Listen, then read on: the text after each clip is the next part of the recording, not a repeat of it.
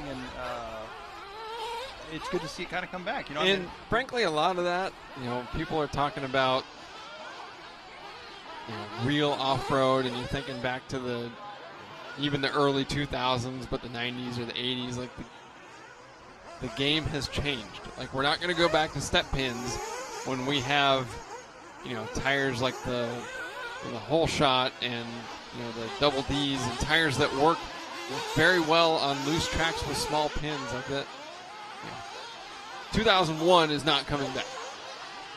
But this layout, on the other hand, and the surface, it's back. Yeah, I'm really enjoying this track. You say that though, but the cab forward bodies, they came, and now look, they're I'm not going to say they're on their way out, but the latest bodies coming out from a lot of these companies going back to the old school bodies. So 2001 might be coming back. No.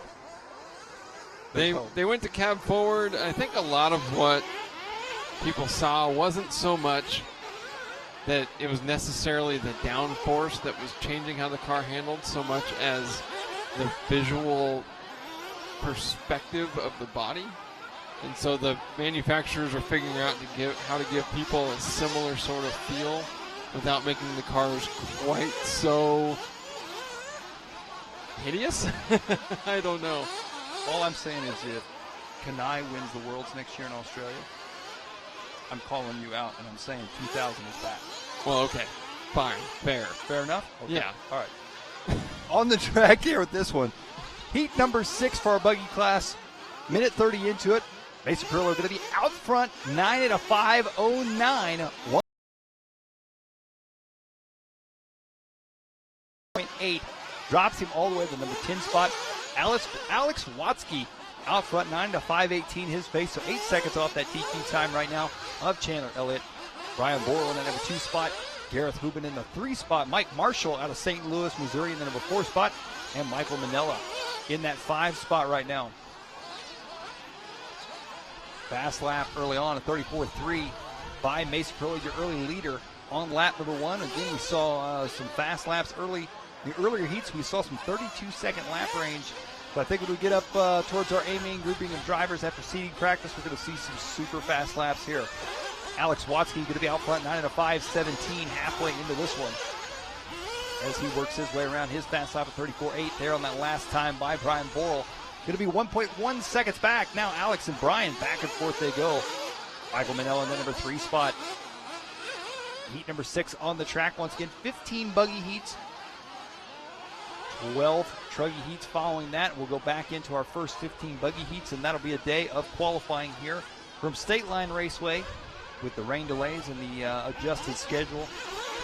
Buggy and truggy will first round of buggy and truggy will take place for qualifying, and then the second round of buggy will take place, and then we'll stop after race number 15 and resume tomorrow for the round 2 of truggy, followed up by round 3 and 4 of both buggy and truggy to finish out qualifying here for the 2017 Roar Nitro Off-Road Nationals. I'm just excited we're racing. It's great to see, that's for sure. Especially after 2 days of practice. Come on, man. Rainy practice. Talk about practice. Alex Watzke out front right now with a 5.3 second lead. 9 at 5:16 his pace. Fast lap of the race still Mason Perillo. Perillo now dropping that number 14 spot. He may be off the track in this one. We'll see as he comes back around here. Watzke going to be out front, 5.3 seconds ahead of Brian Borle. Gareth Houben in that number 3 spot. Orlando Lebron in the 4 spot. Mennella in the 5. Valdez. Scott Scarvelli out there. Scott in the number 7 spot right now. Keevin Sharp, Mark Pavias' longtime buddy and mechanic. Although, interestingly, still running a TLR buggy. Oh, boy, they're not that good of buddies then. That's just kind of blew me away, because right when Mark switched from Kyosho to TLR, Keevin followed him right away. Don't know. Coming back around to the front side. And they were following Keevin back there in the orange buggy. He works his way through the whip section.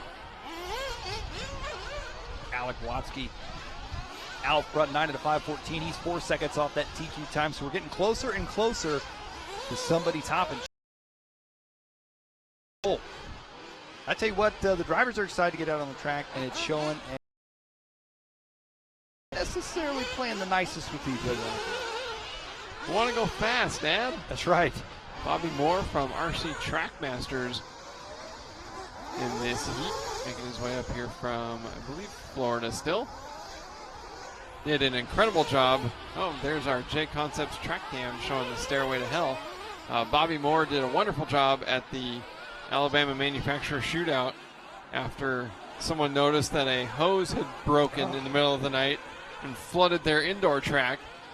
And so Bobby and his crew hit the track with a half-ton of kitty litter, which I've been meaning to go ask him where they stumbled across 1,000 pounds of kitty litter, like, I don't know, 6 a.m. on a Saturday morning.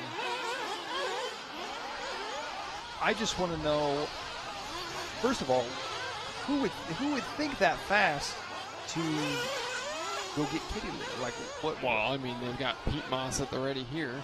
Well, that's you know, kitty true. litter soaks up water. That would have not been my choice. I'm not sure. I just wouldn't have thought, hey, kitty litter. Now, You know, my next question is, what did they do with all the kitty? Did they just leave it in the arena? Gosh, I don't know. They have to pull that out of there.